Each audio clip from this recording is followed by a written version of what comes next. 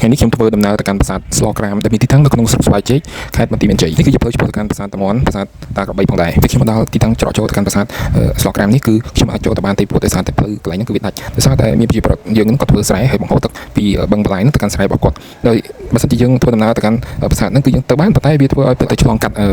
កន្លែងដែលមានពុកអញ្ចឹងយើងពិបាកការឆ្លងអញ្ចឹងបើសិនជាម៉ូតូរបស់យើងទៀតគឺយើងពិបាកឆ្លងដែរតែបើសិនជាម៉ូតូធំម៉ូតូតាំងទៅអីហ្នឹងគឺអាចឆ្លងបានប៉ុន្តែបើសិនជាខ្ញុំចង់ឆ្លងក៏ខ្ញុំអាចយកទៅផ្ញើនៅប្រទេសប្រជាពលរដ្ឋក្បែរហ្នឹងដែរប៉ុន្តែដោយសារតែខ្ញុំជិះជាមួយតំបន់ហ្នឹងគឺវារៀងបាច់ជាយ៉ាងហើយប្រទេសប្រជាពលរដ្ឋក៏ដូចជាអត់សូវមានអ្នកណានៅទេអញ្ចឹងខ្ញុំក៏សម្រេចចិត្តថាអត់ហ៊ានទុកម៉ូតូចោលឲ្យដើរចូលទៅមើលអញ្ចឹងក៏បានតែថតពីចម្ងាយបើតាម map ពីកន្លែងខ្ញុំទៅហ្នឹងគឺចម្ងាយប្រហែលជា20 ម៉ែត្រអីនេះគឺបន្លាយដែលប្រជាពលរដ្ឋរបស់យើងក៏បានជីកដើម្បីបង្ហូរទឹកចូលទៅកាន់ស្រែរបស់គាត់ក៏ប៉ុន្តែបើសិនជាខ្ញុំចង់ឆ្លងគឺក៏បានដែរប៉ុន្តែវាពិបាកទីប្រហែលជាអាចនឹងជាប់ព្រោះម៉ូតូរបស់ខ្ញុំហ្នឹងវាប្រភេទកង់ធំអញ្ចឹងបើសិនជាឆ្លងទៅគឺដឹងតែជាប់ភពឬក៏ផុងហើយអវ៉ាន់របស់ម៉ូតូខ្ញុំគឺច្រើនទីវាពិបាកការដោះចេញដោះចូលអញ្ចឹងខ្ញុំស៊ូមទៅនេះកន្លែងដែលខ្ញុំស៊ូមទៅហ្នឹងគឺ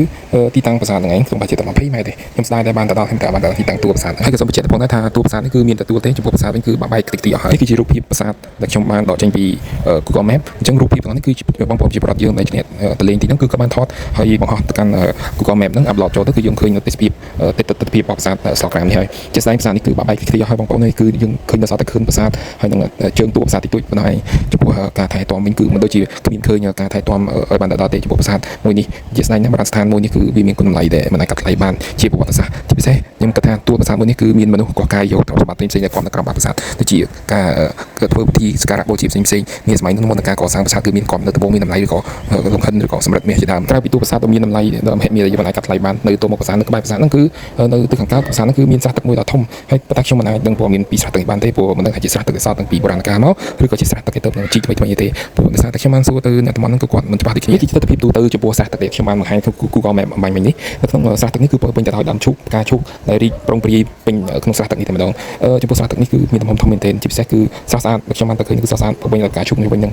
ដោយសារតែខ្ញុំមិនអាចដឹងព័ត៌មានពីប្រវត្តិនៃស្រះទឹកនេះក៏វាពិបាកការបកស្រាយដែរប៉ុន្តែជាមួយខ្ញុំមានឱកាសទៅប្រាសាទប្រទីឆ្មារក្រោយខ្ញុំនឹងឆ្លៀតចូលទៅកាន់ប្រាសាទនេះម្ដងទៀតហើយក្នុងរដូវនេះគឺជារដូវប្រាំងខ្ញុំសង្ឃឹមថាខ្ញុំអាចទៅដល់ទីនោះបានព្រោះវីដេអូនេះគឺខ្ញុំថតតាំងពីរដូវវស្សាអញ្ចឹងនៅពេលហ្នឹងគឺវាមានភ្លៀងធ្លាក់ខ្លាំងនឹងពិបាកក្នុងការធ្វើដំណើរ